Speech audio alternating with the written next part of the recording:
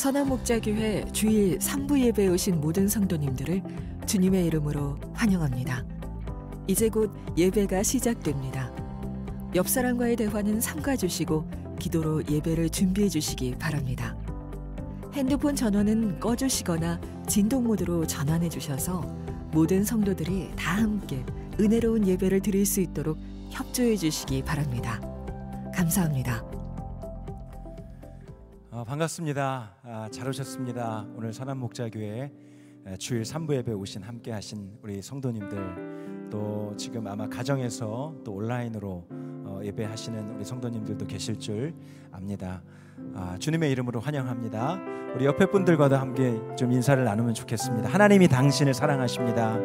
하나님이 성도님을 사랑하십니다. 주님이 저와 여러분 사랑하셔서 오늘 이 은혜의 자리에 불러주신 줄 저는 믿습니다. 여러분, 우리가 그 믿음으로 나아갔으면 좋겠고요. 오늘 3부 예배 첫 찬양을 함께 드릴 때 오늘 우리가 나눴던 성도의 교제 인사 그대로 우리가 하나님께 고백하고 또 성도님들과 함께 고백하는 시간을 가졌으면 좋겠습니다. 날 사랑하심, 예수님께서 우리를 사랑하심을 고백하면서 오늘 주일 3부 예배 하나님 앞으로 나아가겠습니다. 우리 큰 감사와 영광의 박수 하나님 앞에 올려드립니다.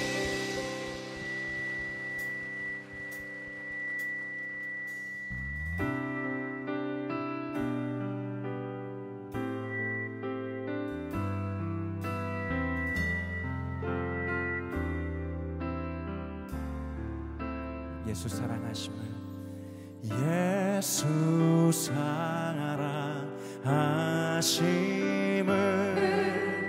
성경에서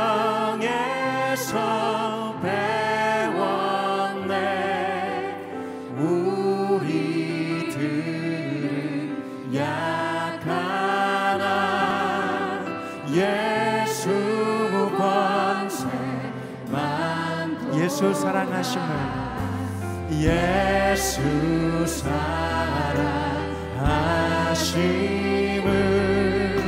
성경에서 배웠네. 우리들은 약하나 예수 권세만, 날 사랑하심,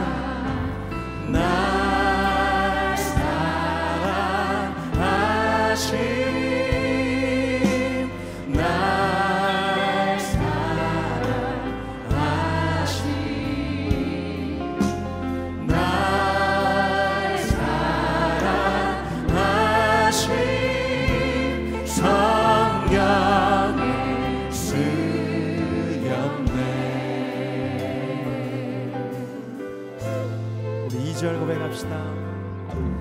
나를 사랑하시고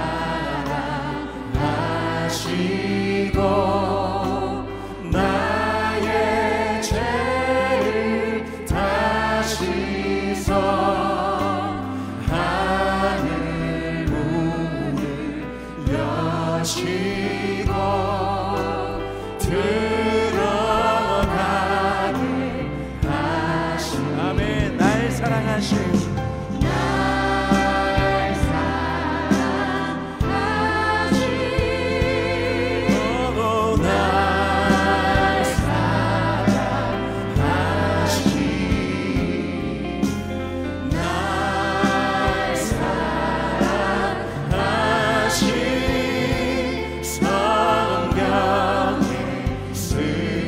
높은 소리로 우리 3절 고백합시다.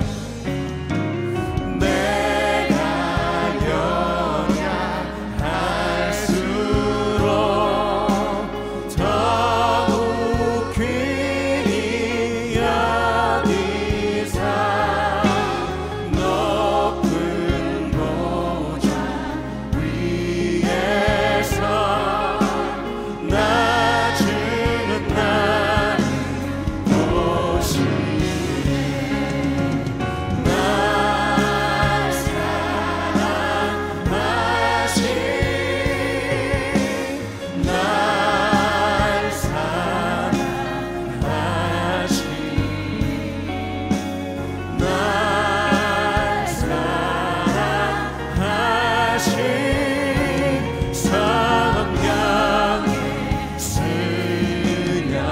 세상 사는 동안에 세상 사는 동안에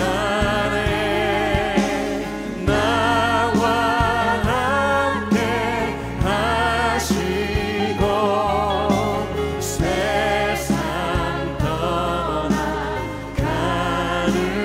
날 천국 가게 하소서.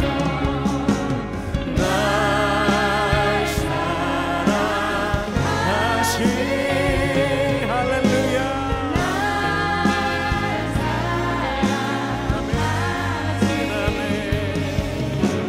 날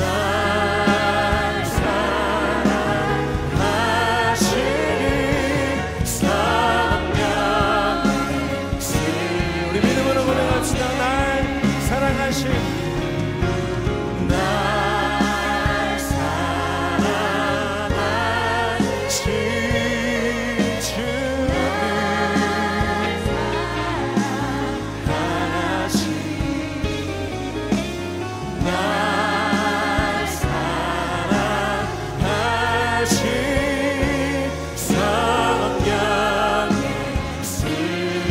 주께 왕 엎드려 주께 왕 엎드려 경배드립니다. 주 계신 곳에 기쁨 가득 무엇과도 누구와도 바꿀 수 없네. 예배드림이 아멘 아멘. 우리 그 자리에 주님을 경외하는 마음으로 다 일어나셔서 우리 더 큰 목소리로 주께 왕 주께 왕 엎드려 경배드립니다. 주 계신 곳에 기쁨 가득 무엇과도 누구와도 바꿀 수 없네. 예배드리니 기쁨에 무엇과도 누구와도 무엇과도 누구와도 바꿀 수 없네. 예배드리니 기쁨에 무엇과도 누구와도 바꿀 수 없는 주님 무엇과도 누구와도 바꿀 수 없네. 예배드리니 기쁨에 할렐루야. 우리 하나님께 큰 영광 박수 올립니다. 할렐루야.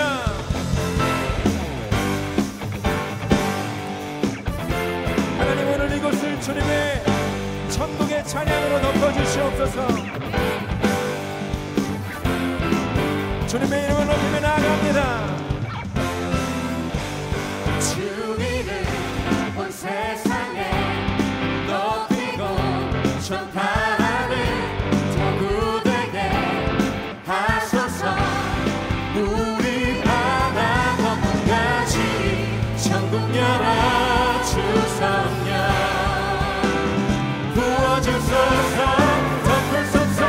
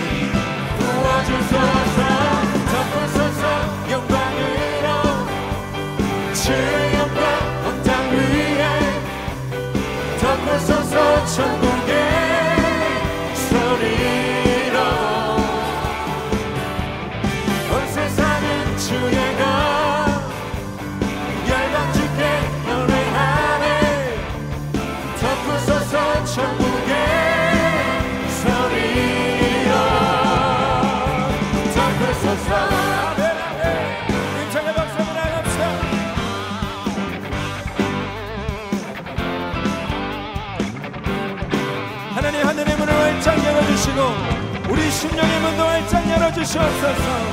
천국 열어주소서.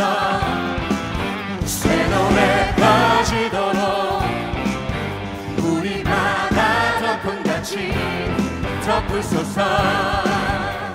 천국 열어주소서. 새 노래 퍼지도록 우리 바다 덮음같이 덮으소서. 천국 열어주소서. 새 노래 퍼지도록 우리 바다 덮음같이 덮으소서. 천국 열어주소서. 천국 열어주소서. 새 노래 퍼지도록 우리 바다 덮음같이 덮으소서. 덮으소서. 덮으소서. 덮으소서. 영광으로 주의 영광 온 땅 위에 덮으소서. 천국의 소리로 덮으소서. 영광으로 주의 영광 온 땅 위에 덮으소서.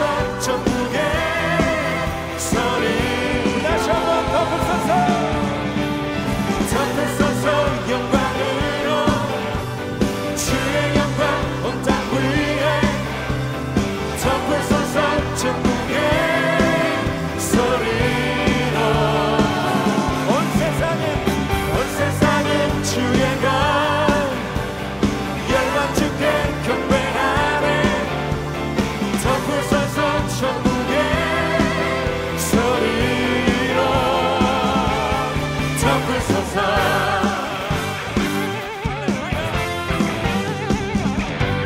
하나님의 영광으로 주의 성전을 덮으시옵소서.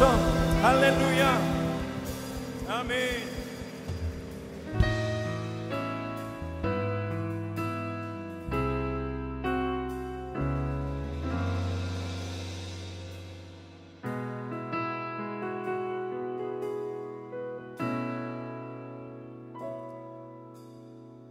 주께서 높은 보좌에 앉으셨는데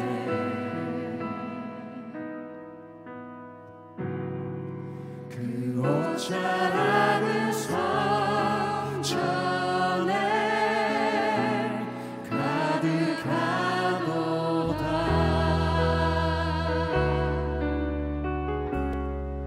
천사들이 모여서 서로 찬양하여 외치니 그 소리는 성전에 가득하도다.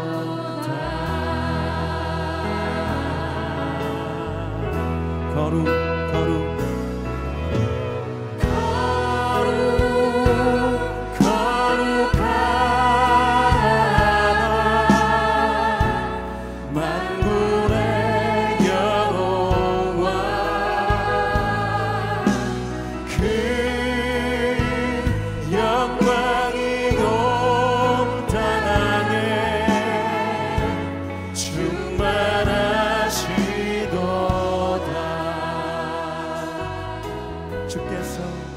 주께서 높은 보좌에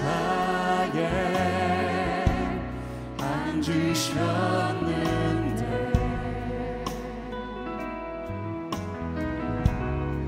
그 옷자락은 성전에 가득하도다.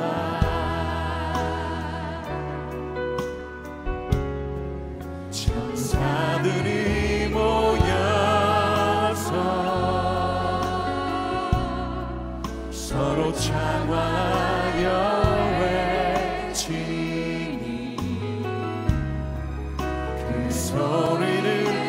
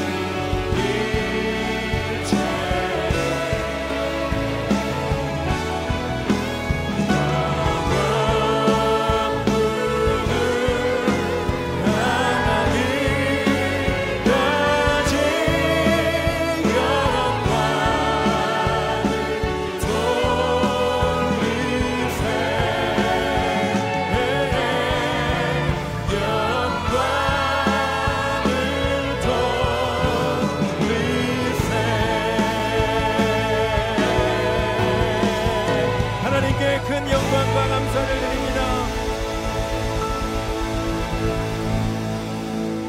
아멘. 모두 그 자리에 앉으시겠습니다.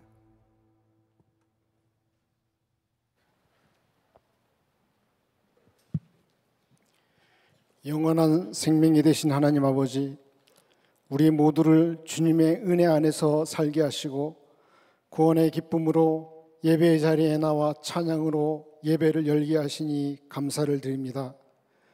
이 시간을 통하여 지난 한 주간도 세상을 살아가면서 때로는 주님을 의식하지 못하고 우리의 마음과 생각대로 판단하고 살았음을 고백하오니 주님의 십자가 보혈로 깨끗이 씻어 주시옵소서.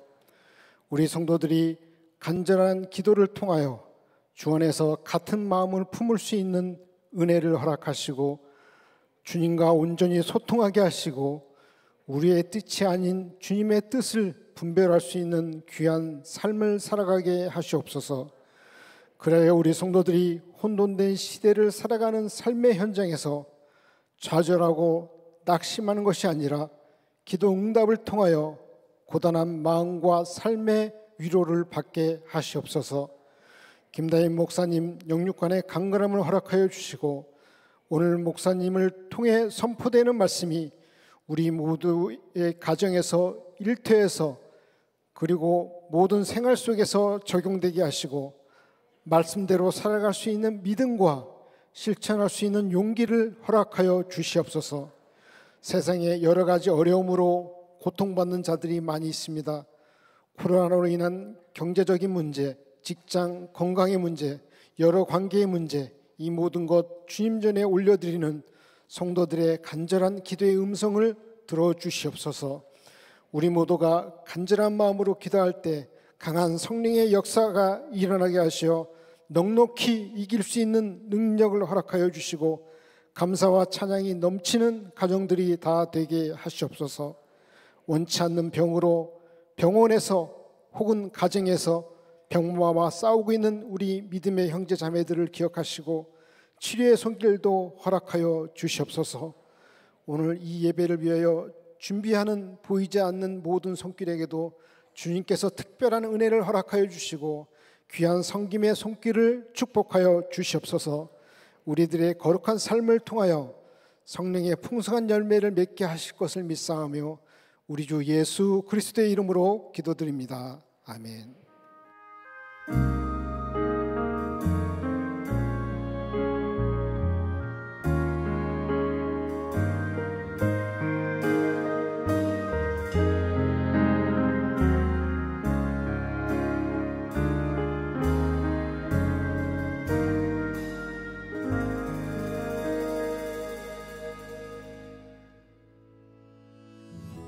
교회 소식을 알려드리겠습니다. 비전센터 책방을 오픈합니다. 책 읽는 방주인 책방은 어린이 기독교 도서관으로 교인뿐 아니라 지역 주민 모두가 이용 가능합니다. 이번 주 토요일부터 이틀간 오픈 행사가 진행됩니다. 임원 훈련이 다음 주 토요일 오후 3시에 있습니다. 도서 예수로 하나 될 때까지 독후감 이벤트는 다음 주일까지 접수하실 수 있습니다. 파송 선교사 후원 회원 모집이 오늘 시작됩니다. 교회 또는 홈페이지에서 신청해 주시기 바랍니다. 교직원 수련회가 내일부터 3일간 강원도에서 있습니다. 요셉 2교구 전선화 전도사가 부임합니다. 선한목자교회에 처음 오신 새가족 여러분을 환영합니다. 1층 새가족실에 가시면 교회 등록과 교회 생활에 대한 안내를 받으실 수 있습니다. 매일 1시간 기도와 예수 동행 일기를 통하여 주님과 동행하는 한 주 보내시기 바랍니다. 은혜로운 예배의 시작은 주차장에서부터 시작됩니다. 자차를 끌고 오시는 예배자들은 모두 다 복정동에 있는 공영 주차장에 주차해 주시고 상가 골목이나 또는 사람들이 사는 주택가에는 주차해 주시는 것을 삼가해 주시기 바랍니다. 예배 시작 10분 전에는 꼭 예배당에 오셔서 기도하시면서 예배를 준비해 주시고, 저희가 예배 정시가 되게 되면 문을 닫고 부속실로 안내해 드린다는 점을 기억해 주시기 바랍니다. 유아를 동반한 부모님들께서 잠옷실을 이용하실 때에는 잠옷실에 함께 꼭 계셔 주시고 유아가 혼자 놀지 않을 수 있도록 해주시면 감사하겠습니다. 또한 잠옷실은 하나의 예배 공간으로서 있다는 점을 말씀드립니다. 그곳에서도 함께 진정으로 주님께 예배 드리는 시간이 되시기를 축복합니다. 이 시간 다 함께 하나님을 경외하는 마음으로 자리에서 일어서시겠습니다. 오늘 우리에게 주시는 하나님의 말씀은 요한복음 15장 1절에서 17절 말씀입니다. 나는 참 포도나무요 내 아버지는 농부이시다. 내게 붙어 있으면서도 열매를 맺지 못하는 가지는 아버지께서 다 잘라버리시고 열매를 맺는 가지는 더 많은 열매를 맺게 하시려고 손질하신다. 너희는 내가 너희에게 말한 그 말로 말미암아 이미 깨끗하게 되었다. 내 안에 머물러 있어라. 그리하면 나도 너희 안에 머물러 있겠다. 가지가 포도나무에 붙어 있지 아니하면 스스로 열매를 맺을 수 없는 것과 같이 너희도 내 안에 머물러 있지 아니하면 열매를 맺을 수 없다. 나는 포도나무요 너희는 가지이다. 사람이 내 안에 머물러 있고 내가 그 안에 머물러 있으면 그는 많은 열매를 맺는다. 너희는 나를 떠나서는 아무것도 할 수 없다. 사람이 내 안에 머물러 있지 아니하면 그는 쓸모없는 가지처럼 버림을 받아서 말라버린다. 사람들이 그것을 모아다가 불에 던져서 태워버린다. 너희가 내 안에 머물러 있고 내 말이 너희 안에 머물러 있으면 너희가 무엇을 구하든지 다 그대로 이루어질 것이다. 너희가 열매를 많이 맺어서 내 제자가 되면 이것으로 내 아버지께서 영광을 받으실 것이다. 아버지께서 나를 사랑하신 것과 같이 나도 너희를 사랑하였다. 너희는 내 사랑 안에 머물러 있어라. 너희가 내 계명을 지키면 내 사랑 안에 머물러 있을 것이다. 그것은 마치 내가 내 아버지의 계명을 지켜서 그 사랑 안에 머물러 있는 것과 같다. 내가 너희에게 이러한 말을 한 것은 내 기쁨이 너희 안에 있게 하고 또 너희의 기쁨이 넘치게 하려는 것이다. 내 계명은 이것이다. 내가 너희를 사랑한 것과 같이 너희도 서로 사랑하여라. 사람이 자기 친구를 위하여 자기 목숨을 내놓는 것보다 더 큰 사랑은 없다. 내가 너희에게 명한 것을 너희가 행하면 너희는 나의 친구이다. 이제부터는 내가 너희를 종이라고 부르지 않겠다. 종은 그의 주인이 무엇을 하는지를 알지 못한다. 나는 너희를 친구라고 불렀다. 내가 아버지에게서 들은 모든 것을 너희에게 알려주었기 때문이다. 너희가 나를 택한 것이 아니라 내가 너희를 택하여 세운 것이다. 그것은 너희가 가서 열매를 맺어 그 열매가 언제나 남아있게 하려는 것이다. 그리하여 너희가 내 이름으로 아버지께 구하는 것은 무엇이든지 다 받게 하려는 것이다. 내가 너희에게 명하는 것은 이것이다. 너희는 서로 사랑하여라. 아멘. 하나님의 말씀입니다. 자리에 앉겠습니다.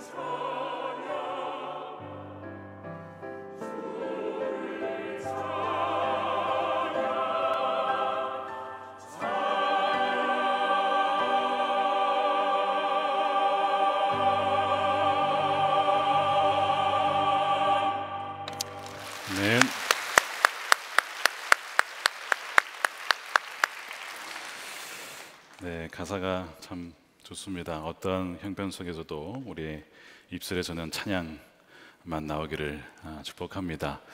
여러분 추석 잘 보내셨습니까? 벌써 이제 가을이 되고 이번 주가 되면 낮과 밤의 길이가 같아지는 추분이라고 합니다. 추분이 되면 논밭의 곡식을 거두어 드리고 또 고추도 말리고 하는 어떤 가을 거지가 있다고 합니다. 수확의 계절이 온 것이죠. 그 시즌에 맞춰서 오늘 본문 말씀에 보니까 하나님이 농부라고 이렇게 말씀을 하십니다. 하나님이 농부시다. 여러분 상상이 되십니까? 우리 하나님께서 농부가 되시고 예수님은 참 포도나무시고 우리는 가지다. 이제 그 비유를 오늘 말씀에서 하십니다. 1절이죠. 나는 참 포도나무요 내 아버지는 농부시다. 너희는 가지다.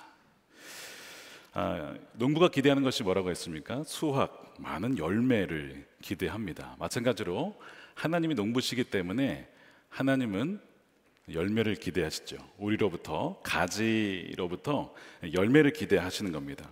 그래서 오늘 본문에 보면요, 이 열매란 단어가 17절까지 9번이나 등장을 합니다. 핵심 단어예요. 열매를 맺는 것이 너무나 중요하기 때문에 그렇습니다. 그 열매가 바로 포도나무 열매죠. 포도나무는 예수님이니까 그 열매는 어떤 특성을 갖고 있을까요? 예수님의 특성을 갖고 있는 거예요. 예수님의 성품입니다. 예수님을 닮는 것, 바로 이것이 그 열매의 모습인 거예요. 5절에 보시면 나는 포도나무여 너희는 가지다. 사람이 내 안에 머물러 있고 내가 그 안에 머물러 있으면 많은 열매를 맺는다. 너희가 나를 떠나서는 아무것도 할 수 없다. 포도나무이신 예수님께 붙어 있는 그 가지는 당연히 예수님의 모습을 맺게 되어 있습니다. 그래서 우리가 그리스도인이라고 하면 그리스도인은 그리스도에게 속한 자 그리고 그리스도를 닮은 자를 말합니다. 우리가 점검해야 될 것은 무엇이냐면 과연 그렇다면 우리가 그 열매로서 정말 우리는 예수님을 점점 더 닮아가서 정말 예수님의 성품의 그 열매가 있느냐는 것이죠. 대표적인 것이 사랑입니다. 그리고 오늘 본문에 내 기쁨이 너에게 충만하기를 원한다. 너에게 기쁨이 있느냐? 그 다음에 화평이 있느냐? 성령의 열매들이 쭉 나오죠. 사랑과 기쁨과 화평과 오래 참음과 이 열매들이 나타나느냐? 그것을 보라는 것입니다. 아버지께서 기대하시는 열매가 바로 그거라는 것이죠. 이 그리스도를 닮은 자라는 이 표현을 창세기 표현으로 하면 하나님의 형상입니다. 하나님께서 사람을 지으실 때 하나님의 형상대로 우리의 형상대로 짓자라고 해서 인간을 창조하셨습니다. 창세기 1장 27절이죠. 그래서 본래 하나님의 형상대로 지음받은 인간을 보면 하나님이 어떠한 분인지를 알 수 있게끔 우리를 지으신 거예요. 우리 안에는 하나님의 어떤 마크, 표가 있어서 사람을 보면 하나님이 어떤 분이신가를 알 수 있도록 우리 지음받은 겁니다. 그런데 문제가 뭐냐면 사람이 하나님을 떠나서 관계가 깨어지면서 이제 문제가 발생하죠. 그래서 그 하나님의 형상이 깨어져서 가인의 모습이 어떻게 바뀌죠? 동생을 시기하고 미워하고 질투하고 결국에는 그 죽이는 그런 열매들이 맺혀지는 거야. 결코 하나님의 형상이 아닌 것입니다. 지난주 참 안타까운 사건들이 참 많이 있었는데 신당역 영무원 살인 사건, 젊은 28세 영무원이 살해를 당했습니다. 입사 동료가 스토킹을 계속 하다가 결국에는 그 화장실까지 쫓아가서 죽이고 마는 정말 믿겨지지 않냐는 또한 일들이 벌어진 것이죠. 그 살인범은 뭐 원래 괴물이라서 그랬을까요? 여러분 보십시오. 사람입니다. 사람인데 깨어진 사람이에요. 하나님의 형상이 완전히 깨어지고 파괴되어지고 흉측하게 변해버린 그런 모습, 바로 이것이 인간이 하나님과 관계가 끊어졌기 때문에 나타나는 열매라는 것이죠. 성경은 하나님의 형상을 잃어버리고 흉측해져 버린 그 인간, 아담의 후손이 인간을 회복시키기 위해서 하나님이 아들을 보내셨어요. 그래서 로마서에서는 예수님을 두 번째 아담이다, 그리고 참 인간이시고, 그러니까 참 인간이라는 표현에서 오늘 참 포도나무라는 표현이 나오죠. 참 인간이시고 참 하나님이신 바로 예수님으로 말미암아 우리를 회복시키기 위해 보내셨다는 거예요. 그래서 골로새서 1장 15절에는 그리스도는 누구시냐? 그는 보이지 아니하는 하나님의 형상이니라. 그리스도를 보면 곧 하나님을 본 것이고, 그리스도를 믿으면 곧 그 안에 그리스도의 형상이 회복되어서 하나님의 모습이 회복이 된다는 것, 바로 그거를 말씀합니다. 그래서 사도 바울이 자신이 선교를 하고 복음을 전하고 이렇게 기도하며 말씀을 전하는 수고의 목표가 무엇이냐라고 했을 때 갈라디아서 4장 19절에 이렇게 얘기를 합니다. 함께 읽어보겠습니다. 시작. 나의 자녀 여러분, 나는 여러분 속에 그리스도의 형상이 이루어지기까지 다시 해산의 고통을 겪습니다. 여러분들 안에 예수님의 모습이 회복되기를 저는 기도합니다라는 것이 사도 바울의 고백인 거예요. 이것이 오늘 말씀으로 보면 뭐예요? 열매를 풍성히 맺는 거예요. 예수님의 모습이 풍성히 맺혀지는 것을 말씀을 합니다. 그 대표적인 그 특성 바로 사랑이라고 하는 거죠. 그래서 우리가 점검해야 될 것이 뭐냐면 내가 얼마나 예수님에 대해서 아는가가 아니라 나의 삶에, 나의 언어에, 나의 모습 속에서 얼마나 예수님을 닮은 그런 모습들이 나타나고 있는가, 사랑의 열매를 맺고 있는가를 점검해 봐야 된다는 것입니다. 문제는 무엇이냐면 예수님께 붙어 있어서 모두가 다 열매를 맺으면 예수님이 오늘 이 마지막 고별 설교를 하실 이유가 전혀 없습니다. 문제가 뭐냐면 예수님께 붙어 있다라고 생각했는데 열매를 맺지 못하는 자가 있다는 것입니다. 그것이 2절 말씀이에요.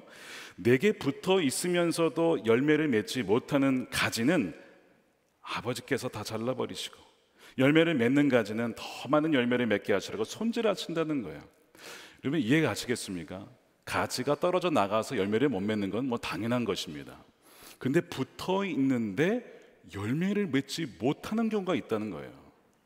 이것이 굉장히 우리를 당황스럽게 하고 두렵게 하는 부분입니다. 어떻게 그럴 수가 있는가? 예수님이 지금 무슨 말씀을 하시는 것일까요? 1차적으로 이것은 유대인들을 말합니다. 예수님께서 어떤 비유를 드실 때 그 언어의 어떤 단어나 상징은 거의 대부분 다 구약에서 옵니다. 예를 들면 그 이사야서, 예레미야서, 호세아서에 보면 포도나무 얘기가 나와요. 이 포도나무는 무엇을 상징하냐면 이스라엘입니다. 그러니까 하나님이 이스라엘이라는 그 포도나무를 심으셨어요. 그래서 심으셔서 열매를 기대했다는 것입니다. 그래서 열매를 기대했는데 어떤 열매가 그러나 맺혀졌느냐? 거짓과 불의와 속임수와 우상 숭배라고 하는 전혀 기대하지 않았던 열매가 맺혔다. 자, 이스라엘이라고 했어요. 그렇죠? 하나님의 백성이잖아요. 하나님께 붙어있는 자들이잖아요. 근데 어떤 열매가 맺혔어요? 전혀 하나님의 모습을 담지 않은 모습들이 맺혀지더라는 것이죠. 이사야 5장은 이 포도나무와 관련해서 아주 대표적이고 가장 중요한 본문 중에 하나입니다. 거기에 보면 역시 농부가 아주 극상품의 가장 최고의 품질의 포도나무를 심었다라고 했어요. 역시 농부가 기대하는 것은 극상품의 포도 열매를 기대를 합니다. 그런데 결과가 어땠는가? 이사야 5장 2절입니다. 땅을 일구고 돌을 골라내고 아주 좋은 포도나무를 심었네. 그 가운데 망대를 세우고 거기에 포도주 짜는 것도 파놓고 좋은 포도가 맺기를 기다렸는데 열린 것이라고는 뭐가 맺혔다고요? 들포도예요. 들포도. 이 들포도가 무엇을 의미하는 것인지는 이제 그 이사야 5장 뒷부분을 읽어보시면 나오는데요. 7절에 이렇게 되어 있습니다. 이스라엘은 만군의 주님의 포도원이고 유다 백성은 주님께서 심으신 포도나무다. 주님께서는 그들이 선한 일 하기를 기대하셨는데 보이는 것은 사륙뿐이다. 주님께서는 그들이 옳은 일 하기를 기대하셨는데 들리는 것은 그들에게 희생된 사람들의 울부짖음이다. 희생된 사람들의 울부짖음이다. 하나님이 기대하신 열매, 선한 일과 옳은 일 혹은 공의와 정의, 이것은 다 뭐예요? 이웃에 대한 사랑의 표현입니다. 그런데 이들이 하는 것은 뭐냐면 그들을 착취하고 속이고 빼앗아서 자신들의 가옥에 가옥을 더하고 전토에 전토를 더해서 자신들의 배만 불리고 있다는 것이죠. 그러면서 또한 얘기하는 것이 하나님이 행하시는 일에 대해서는 전혀 관심이 없더라는 겁니다. 이사야서 5장 12절의 말씀을 이것도 함께 읽어볼게요. 시작. 그들이 연회에는 수금과 검은고와 소고와 피리와 포도주를 갖추었어도 주님께서 하시는 일에는 관심이 없고 주님께서 손수 이루시는 일도 거들떠보지를 않는다. 바로 이것이 들포도의 의미입니다. 사도 바울은 이 들포도의 의미를 본인의 말로 표현을 하면서 육신의 열매라고 표현을 해요. 육신의 열매. 그래서 육신의 열매와 대조되는 것이 성령의 열매가 이렇게 나오는 겁니다. 근데 육신의 열매가 무엇이었는가? 갈라디아서 5장 19절이죠. 육체의 행실은 환히 드러난 것입니다. 음행과 더러움과 방탕과 우상숭배, 마술과 원수매증과 다툼과 시기와 분냄과 분쟁과 분열과 파당, 질투와 술취함과 흥청망청 먹고 마시는 노름과 그와 같은 것들입니다. 제가 전에도 여러분들에게 경고하였지만 또다시 경고합니다. 이런 짓을 하는 사람들은 하나님의 나라를 상속받지 못할 것입니다.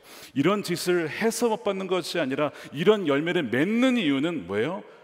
가지가 나무인 예수님으로부터 떨어져 나갔기 때문에, 겉으로는 붙어있는 것처럼 보이지만 실상은 아무런 생명력을 받지 못하고 있기 때문에 메말라져 버린 것입니다. 메마른 가지가 되어버린 거예요. 열매 맺지 못하는 가지가 되어버린 것입니다.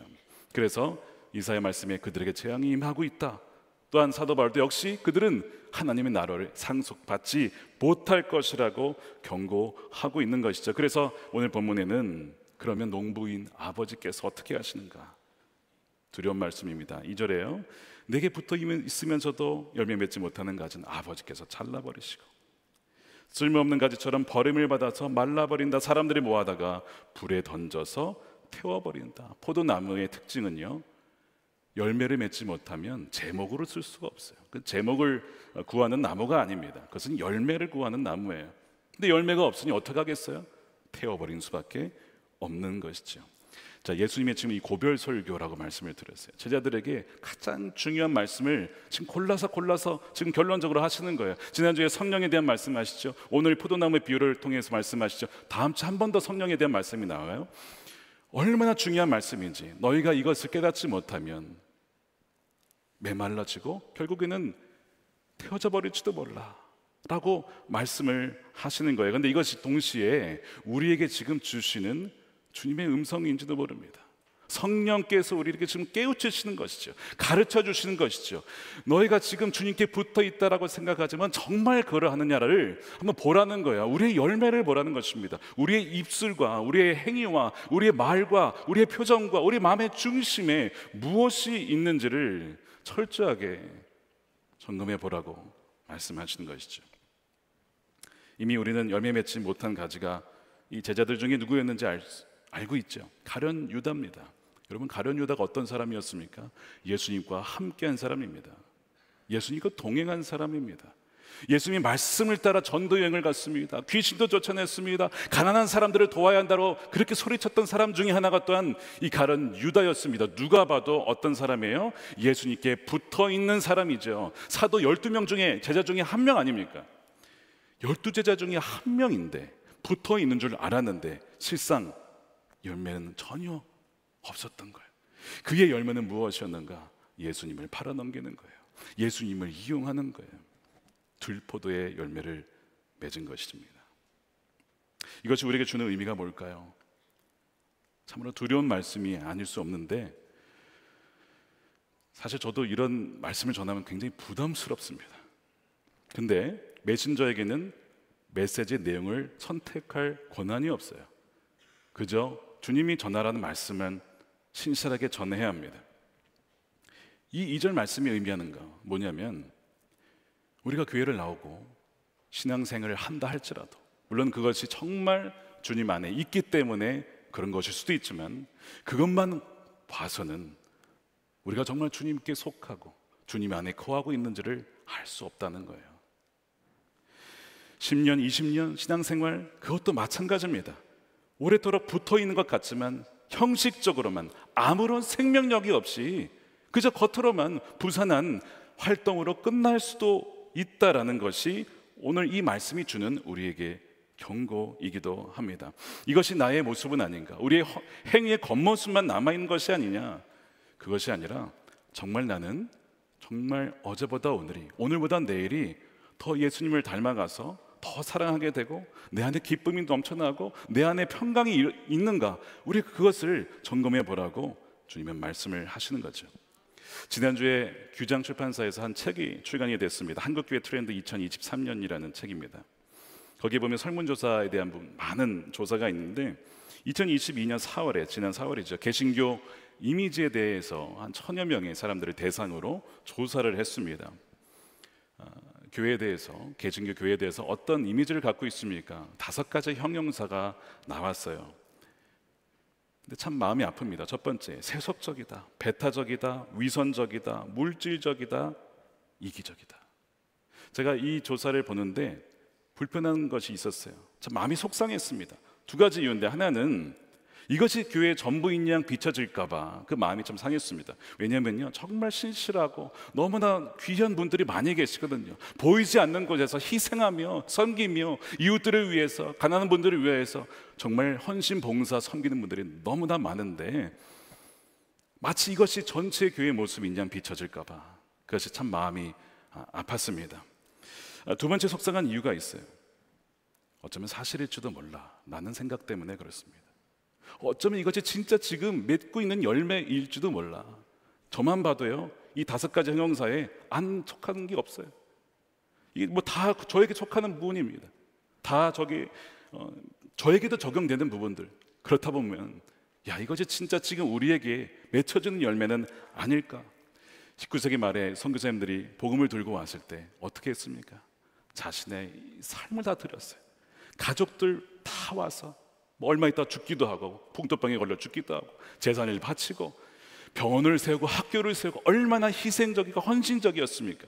그래서 복음이 전파되었던 것인데, 지금 이제 100년이 지나면서 어느덧 우리는 그것이 아니라 정반대의 열매를 맺고 있다면 뭔가 우리가 주님과의 관계에 문제가 있는 것은 아닐까. 그런 마음이 드니까 또 굉장히 마음이 불편해지고, 또한 내 마음이 주님 앞에 너무나 속상하고 부끄러운 마음이 들었습니다. 여러분, 열매가 이렇다면 가장 사실은 큰 타격을 받는 분이 누구냐면 하나님이십니다. 왜냐하면 좋은 열매를 맺으면 하나님이 영광 받으시지만, 나쁜 열매를 맺으면 그만큼 하나님의 이름이 가려지는 것이기 때문에 그래요. 8절에 보면 너희가 열매를 많이 맺어서 내 제자가 되면 이것으로 내 아버지께서 영광을 받으실 것이다. 야, 정말 하나님이 살아계시구나, 하나님이 역사하시구나, 너를 보니까 내가 알겠다. 하나님 영광 받으시는 겁니다. 제가 몇 달 전에 어떤 분으로부터 복숭아를 선물을 받았어요. 그래서 이제 먹었는데 제 눈이 확 밝아지는 거예요. 너무 맛있는 거예요. 아마 가장 그 복숭아가 달 때였던 것 같아요. 그래서 제가 어떻게 반응했는지 아십니까? 바로 어디서 온 거지? 어느 산지지? 그 다음에 본 게 뭐냐면 생산자 이름이 있어요. 그 박스에 생산자 이름을 적어두고 싶은 마음이 들더라고요. 그 생산자가 영광을 받는 거죠. 그 열매 때문에. 마찬가지입니다. 우리가 주님을 더 닮아갈수록, 주님과 동행하며 더 닮아갈수록 하나님이 영광 받으시는 건데요, 근데 똑같은 일이 반대로 벌어질 수도 있다는 것. 딱 먹었는데 맛이 이상해. 어디서 온 거지? 누가 생산한 거지? 이렇게 되는 거지. 똑같이 완전 반대 일이 벌어지는 거예요. 그리스도인들이 세상에서 빛과 소금의 역할을 감당하며 하는 영광 받으시지만, 그렇지 못하면 밟힐 뿐이니라. 참 두려운 말씀이에요. 우리의 삶을 돌아봤을 때 과연 우리 주변에 믿지 않는 사람들은 우리를 볼 때 어떻게 할까? 물론 이제 아까 그 책에서 의도치 않은 결과가 있다라고 얘기를 해요. 예를 들면 우리는 정말 순수하게 예배를 드리고자 했는데 이것이 마치 다른 사람들에게 이 병을 퍼뜨리고 한 것처럼 비춰진 어떤 의도치 않은 어떤 것도 있다라고 얘기를 해요. 그것도 물론 맞습니다. 그것도 분명히 있어요. 억울한 부분도 분명히 있습니다. 한편으로 정말 우리 안에 이기적인 모습이 있지 않습니까? 나만을 생각하는 모습이 있지 않습니까? 그 이유는요, 우리가 주님 안에 머물러 있지 않아서 그렇다는 거예요. 4절에 내 안에 머물러 있어라, 그리하면 나도 너희 안에 머물러 있겠다.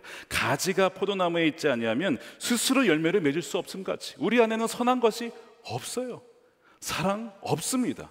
스스로 열매를 맺을 수 없어요. 너희가 내 안에 머물러 있지 아니하면 열매를 맺을 수 없다는 것입니다. 만일 우리에게 이러한 사랑과 기쁨과 평강이 없다면 우리는 주님 안에 머물러 있지 않다라는 바로 그 명확한 증거라는 것이죠. 가지는 스스로 열매를 맺을 수 없기 때문에 반드시 포도나무에 머물러 있어야 합니다. 이 머무르다라는 단어가 오늘 본문에 11번 가장 많이 반복해서 등장하는 단어입니다. 가장 중요한 단어죠. 열매 다음으로, 열매와 함께. 그렇다면 무엇이 어떻게 머무는 것이냐, 이제 예수님이 그걸 설명을 하십니다. 자, 그래서 7절 말씀해 보면요, 너희가 내 안에 머물러 있고 내 말이 너희 안에 머물러 있으면 너희가 무엇을 구하든지 다 그대로 이루어질 것이다. 주님이 우리 안에 거하신다는 것은 성령이 우리 안에 거하신다는 것과 함께 말씀이 우리 안에 거하는 것, 말씀이 우리에게 들려지고 그 말씀 때문에 우리가 반응하여 순종하게 되어지는 것이 말이 우리 안에, 주님이 우리 안에 거하시는 것이구나 하는 것을 말씀하신 거예요. 가룟 유다는 주의 말씀을 거절했습니다. 말씀이 먹혀 들어가질 않아요. 나는 너희를 위해서 십자가를 져야 된다, 말씀을 쫙 했는데 들어지지 않아요. 믿어지지 않아요. 다른 제자들은 주는 살아계신 하나님의 아들이십니다 받았는데 가룟 유다는 계속 받아들이지 않아요. 결국에는 주님을 떠나잖아요. 그러니까 주님이 우리 안에 거하신 줄을 뭘로 알 수 있냐면, 여러분들이 말씀을 읽고 들을 때에 거기에 대해서 여러분들이 어떻게 반응하느냐, 거기에 그걸 보면 돼요. 오늘 사랑하라, 너희가 서로 사랑해야 된다라고 했을 때, 주님, 제가 사랑하지 못한 것이 생각이 났습니다. 제가 사랑하는 줄 알았는데 저는 사랑하지 못했습니다라고 회개하며 바뀌며 그 애통하는 마음이 드느냐, 그 반응하고 있는 거거든요. 그것이 그런 것들이 내 안에 있느냐는 것이죠. 있다면 주님이 우리 안에 머물러 있는 거예요. 성령이 우리 안에 머물러서 가르치고 계시는 것입니다. 또한 특징이 있어요. 내 안에 주님이 계시면 말씀이 거한다는 뜻인데, 그런 사람에게 벌어지는 일은 농부가 가지를 치는 것처럼 깨끗하게 손질을 합니다. 근데 가지치기를 할 때 어떤 방식으로 하냐면 말씀을 하는 거예요. 자, 2절 말씀에 열매를 맺는 가지는 더 많은 열매를 맺게 하시라고 농부가 어떻게 해요? 손질을 합니다. 이제 손질을 하는데 그 뒤에 그 손질을 뭘로 하냐? 말로 말미암아 깨끗하게 한다는 거예요. 자, 여기서 손질하다, 깨끗하게 하다, 동일한 어근에서 나온 단어입니다. 카타로스라는 단어인데, 여러분 이 단어를 예수님이 그 전에 쓰셨어요. 언제 쓰셨냐면 세족식 할 때. 너희는 목욕하여서 이미 온몸이 깨끗한 자니라. 그 깨끗하다, 똑같은 단어입니다. 그러니까 어떻게 깨끗하여지느냐? 말씀으로.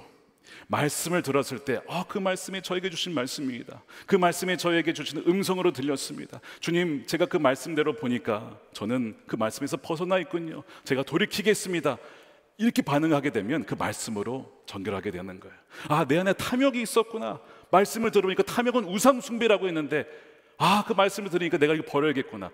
가지치기가 되는 거죠. 말씀으로 여러분들이 그렇게 해서 점점 더 주로 말미암아 정결하게 되든가 가지치기를 당하고 있는 거예요. 내가 주님 안에 있는 것이구나 알 수가 있는 것입니다. 그거를 보셔야 돼요. 시편 119편 9절에 젊은이가 어떻게 해야 그 인생을 깨끗하게 살 수 있겠습니까?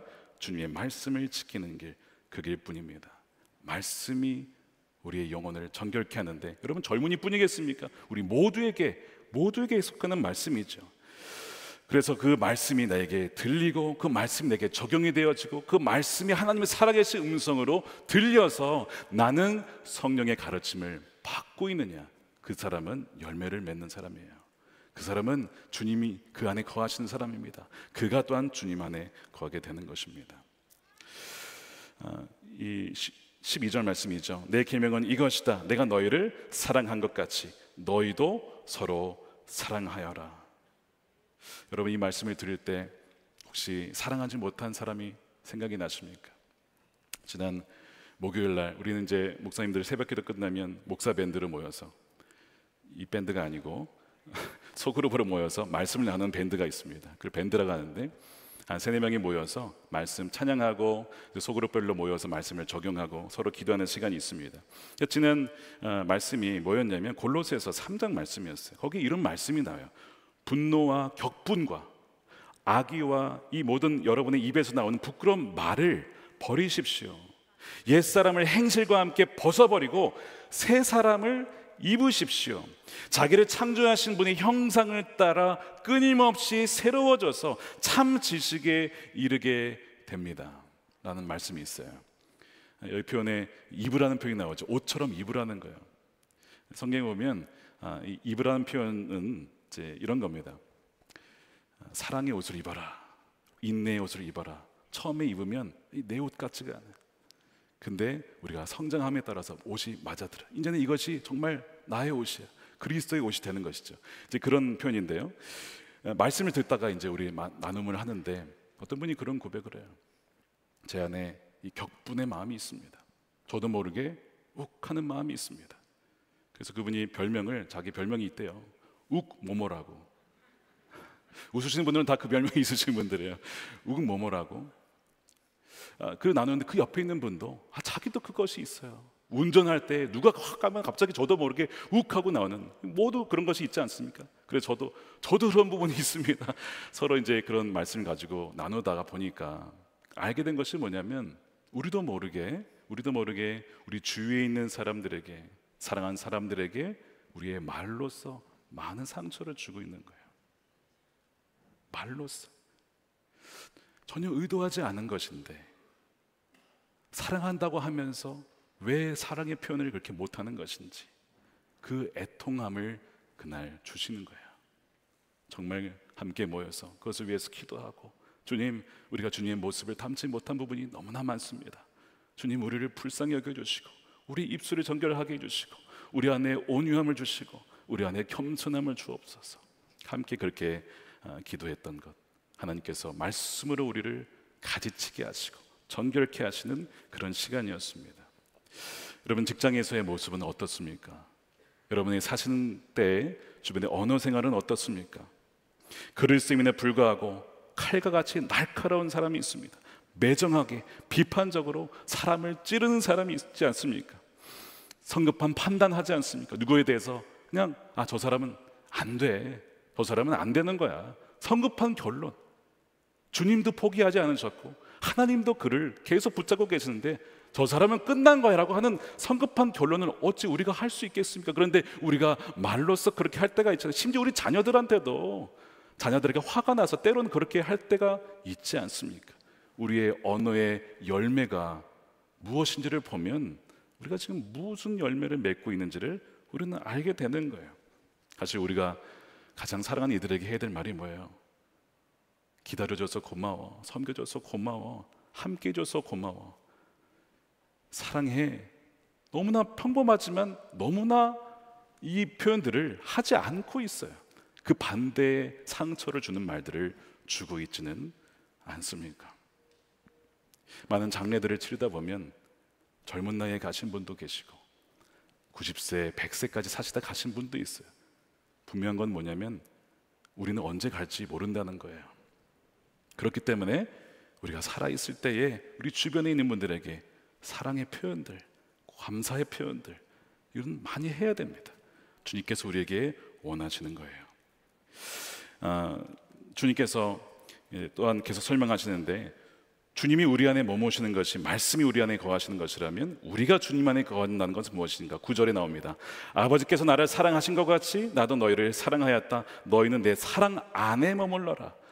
우리가 주님 안에 머문다는 것은 주님의 사랑 안에 머문다는 것이구나, 이 설명을 하신 것이죠. 그러면서 설명하신 게, 아버지께서 나를 사랑하신 것 같이 나도 너희를 사랑한다. 그 사랑 안에 머물라고 하셨어요. 하나님이 어떻게 예수님 사랑하셨습니까? 예수님이 세례 받으실 때에 이런 말씀이 나오죠. 마태복음 3장 17절입니다. 하늘로부터 소리가 있어 말씀하시되 이는 내 사랑하는 아들이요 내 기뻐하는 자라 하시니라. 예수님이 어떠한 업적도 성취도 이루지 않으셨을 때입니다. 어떤 것도 하지 않으셨을 때, 기적도 병 고침도 기술을 쫓아내는 것도 제자 삼지도 아무것도 아직 하지도 않았을 그때에 너는 내 사랑하는 아들이야 라고 말씀하시잖아요. 절대적인 사랑이에요. 무조건적인 사랑이에요. 이 사랑을 주님은 아셨어요. 그 다음에 광야에 가서 시험을 당하죠. 마귀가 뭐 합니까? 야, 너 떡으로 만들어봐. 한번 증명해봐. 너의 능력 증명해봐. 너 갖고 있는 거 뭐야? 너가 나한테 절하면 이거 다 줄 테니까. 너 아무것도 가진 건 없잖아. 세상에 온갖 유혹이 몰려올 때에 흔들리지 않을 수 있었던 건 그분의 말씀이 그분에게 있었고, 또한 아버지의 사랑. 내가 뭐 권력이 있다고 해서, 인기가 있다고 해서, 능력이 있다고 해서 인정받는 것이 아니라 하나님은 나를 그냥 사랑하셔. 그 확신이 있으니까요, 어떤 것에서 흔들리지 않냐는 거예요. 왜 우리가 누군가를 시기하고 그렇게 배타적으로, 경쟁적으로 두려워합니까? 저 사람 때문에 내 자리 뺏기지 않을까? 저 사람 때문에 내가 주목받지 못하는 것 아닐까? 가치 없다고 하지 않을까? 그런 두려움이 있잖아요. 그렇기 때문에 그 사람을 밀어내고 배척하는 거 아니에요? 사랑에 대한 확신이 없는 거예요. 그래서 주님 뭐라고 하시는 거예요? 내 사랑 안에 머물러라. 그러면 너도 사랑하게 될 거야. 너가 지금 사랑이 없는 것은 이 나의 사랑, 아버지의 사랑을 알지 못하기 때문에 그러는 거예요. 예수님께서 어떻게 하셨어요? 우리가 죄인 되었을 때에, 우리가 반역자였을 때, 아직 주님을 알지 못하고 반역자였을 때에 우리를 위해서 죽으시고 하나님의 그 사랑을 확증하셨잖아요. 그 사랑을 너가 믿고 거한다면 너희도 서로 사랑하게 될 거야. 이 말씀을 하시는 것입니다. 이 사랑 안에 머물라 말씀하시는 거죠. 많은 청년들과 사람들이 이 사랑에 대한 확신이 없어서 사랑을 갈구하고 자기를 증명해 보이려 하고 사랑받기 위해서 얼마나 이 사람 저 사람 하는지 몰라요. 그게 아니라 이 내 사랑 안에, 십자가의 사랑 안에, 아버지의 사랑 안에 머물라. 그러면 이 사랑이 너로 말미암아 또한 주변 사람들에게 흘러갈 거야 하시는 거예요. 지난주에 어떤 분께서 주의 말씀을 듣고 너무나 큰 은혜를 받으시고 본인에게 있었던 이야기를 이메일로 보내주셨어요. 환갑이 넘으신 분인데 젊은 시절에 많은 체험을, 놀라운 체험을 하신 분입니다. 청년회정도 하셨고 젊을 때 은사 체험도 하시고 말씀에 은사의 여러 가지 체험을 다 하시다가 사회생활을 가면서 욕심이 들었어요. 정욕에 대한 욕심, 탐욕에 대한 욕심, 물질에 대한 욕망. 그러니까 아버지의 그 사랑 안에 머물지 않고 나간 거예요. 다른 사랑을 찾아 헤맨 거죠. 수십 년을 그렇게 사는데요. 그러나 겉으로는 신앙생활은 했어요. 그래서 그분의 표현은 남 보여주기 식의 신앙생활은 했습니다. 그러나 주님 안에 온전히 거하지는 못했습니다. 겨우 신앙생활의 명맥만 유지했습니다. 그렇게 오랜 세월을 살다가 큰 문제 없었는데 추석이 다가오면서 아내가 갑자기 가정 예배를 한번 인도해 달라 이런 말에 그냥 생각 없이 그럴까 하다가 이제 말씀을 뭘 준비하지 읽는데 히브리서 6장 말씀을 이분이 읽게 됐는데 이것이 본인에게 확 찔린 거예요. 이런 말씀입니다. 한번 빛을 보고 하늘의 은사를 맛보고 성령에 참여한 바 되고 하나님의 선한 말씀과 내세의 능력을 맛보고 타락한 자들은 다시 새롭게 하여 회개할 수 없나니 이는 그들이 하나님의 아들을 십자가에 못 박아 드러내놓고 욕되게 함이라. 이 말씀이 꼭 자기 같다는 것을 말씀을 통해서 알게 됐어요. 내가 예수님을 십자가에 또 못 박았구나 하는 것이 깨달아지면서 얼마나 두렵던지 뼈가 녹아내리는 고통 속으로 빠져들어갔습니다. 무릎 꿇고 엎드려서 육적으로나 영적으로 이루 말할 수 없는 고통이 찾아왔습니다. 그때 그분이 엎드려 주님께 간구하는 거예요. 하나님, 이 죄인을 용서해 주시고 불쌍히 여겨 주십시오. 그러는데 동시에 어떤 고백이 나오냐면 하나님, 이 죄인이 그런데 주님을 사랑합니다. 이 죄인이 주님을 너무나 사랑함을 주님이 아십니다라는 고백이 자기도 모르게 나오면서 눈물이 그렇게 흐르더랍니다. 그러면서 그렇게 두려웠던 마음이 싹 사라지면서 한순간에 평안이, 정말 말로 형용할 수 없는 평안함이 확 찾아오는 거예요. 그러면서 젊었을 때 불렀던 찬양, 나이 들어서는 부르지 않았었는데 젊었을 때 불렀던 찬양, 내 영혼이 은총 입어 중한 재짐 벗고 보니 찬양이 다시 나오더라는 것이죠. 그러면서 그렇게 방에 들어간 지 3시간이 흘렀어요. 잠깐 들어가서 뭐 할까 하다가 들어갔는데 3시간을 본인이 그렇게 주님과 만나고 다음날 추석 예배를 가정에서 드리는데 얼마나 감격의 예배를 드렸는지 모릅니다. 그러면서 예배를 드렸는데 지난주에 사울 얘기가 나왔잖아요. 사울 얘기가 본인 이야기라는 거예요. 한때 하나님께 쓰임 받았지만 그러나 어제의 사람으로 전락했던 그 사울이 접니다. 그런데 하나님께서 그런 저를 버리지 아니하시고 회복시켜 주신 그 은혜가 얼마나 감사한지 모릅니다. 그 내용을 이제 쓰신 거예요. 제가 그 이야기를 보면서 하나님께서 정말 좀 말라 비틀어져 가던 이 분을 궁일이 여겨주셔서 다시 접붙여 주셨구나, 다시 그 생명력을 부어주셨구나 하는 것을 알게 되었습니다. 그러면서 생각난 말씀이 하나 있어요. 누가복음 13장에 포도원 시기가 보니까 무화과나무가 열매를 맺지 못해요. 그 주인이 이걸 버려버리라고 했습니다. 그랬더니 그 포도원 지기가 하는 얘기가 있어요. 한 번만 더 기회를 주십시오. 제가 땅을 파고 거름을 줘서 이 나무가 열매를 맺게 하겠습니다. 1년 뒤면 열매를 맺을지도 모릅니다. 그러니까 한 번 더 기회를 주십시오라는 말씀이 나요. 이것이 주님이 우리를 향한 마음이에요. 주님은 결코 우리가 버려지기를 원치 않습니다. 어떻게 했든 끝까지 사랑하시는 거예요. 유다마저도 마지막까지도 그의 발을 씻기면서 사랑하실 때 어떻게 해요? 끝까지 사랑하신 그 예수님. 저는 바라기를요, 오늘 이 자리에 참여하신 분들 많이 계신데, 우리 온라인 참여하신 분들 어느 한 명 단 한 명도 나무에서 떨어져 나간 사람이 없이 마지막까지 끝까지 주님 오시는 그날까지 그 나무에 붙어 있어서 열매를 맺되 풍성히 열매를 맺는 그런 삶이 되기를 저는 간절히 기도합니다. 저는 저에게 주어진 사명 중에 하나가 다른 게 아니에요.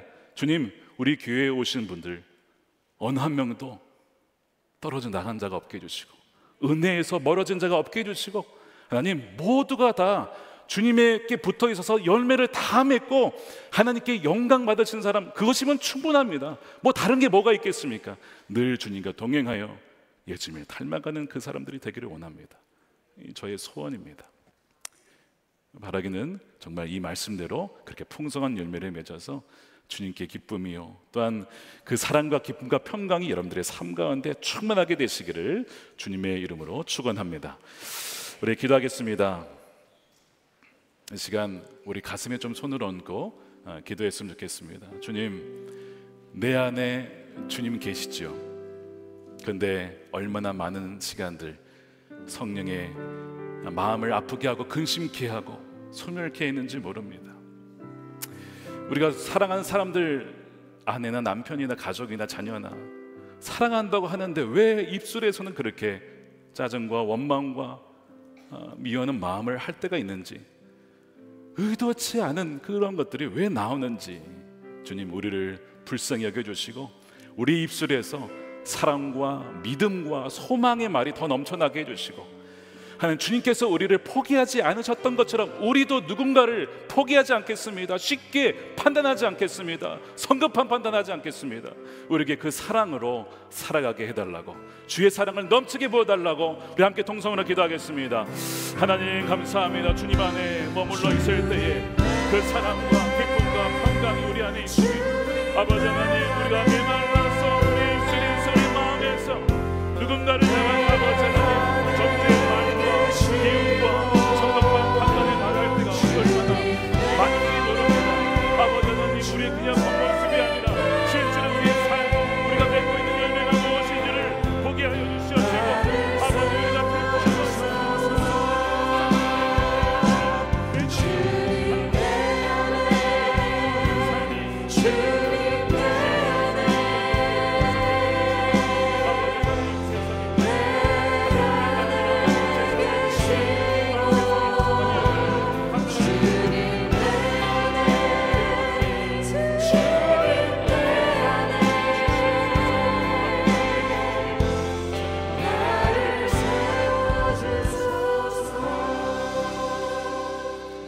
하나님 감사합니다. 가룟 유다와 같이 정말 주님을 배반하고 주의 말씀보다는 나의 생각과 신념을 따라 살려고 했던 때가 얼마나 많은지 모릅니다. 하나님이 온전한 우리의 사랑이신데 다른 사랑을 쫓아 이리저리 방황하며 우상을 쫓아 헤맸던 것이 바로 우리의 모습임을 또한 고백합니다.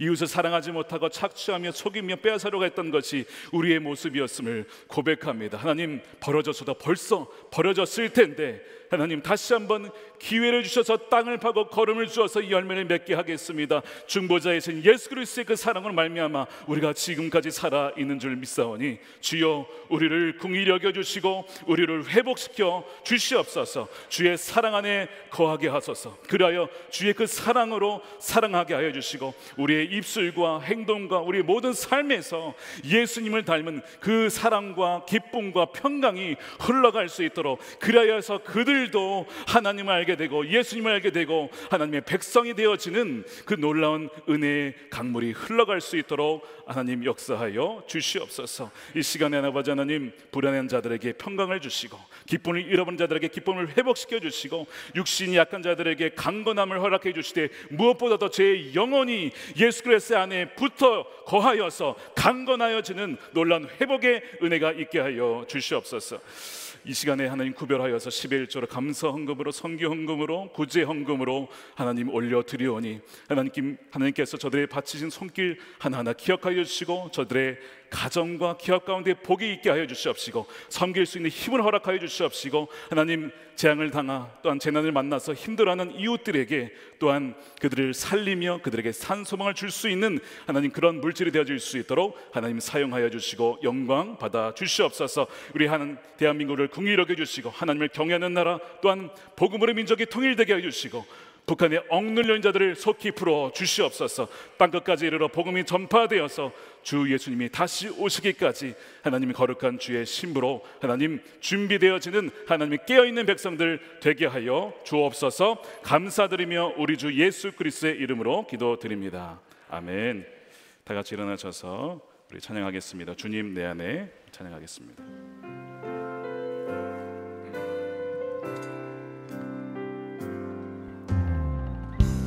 언제나 내 모습 너무나 부끄러워 무릎 꿇어 주님께 기도로 가오니 나 홀로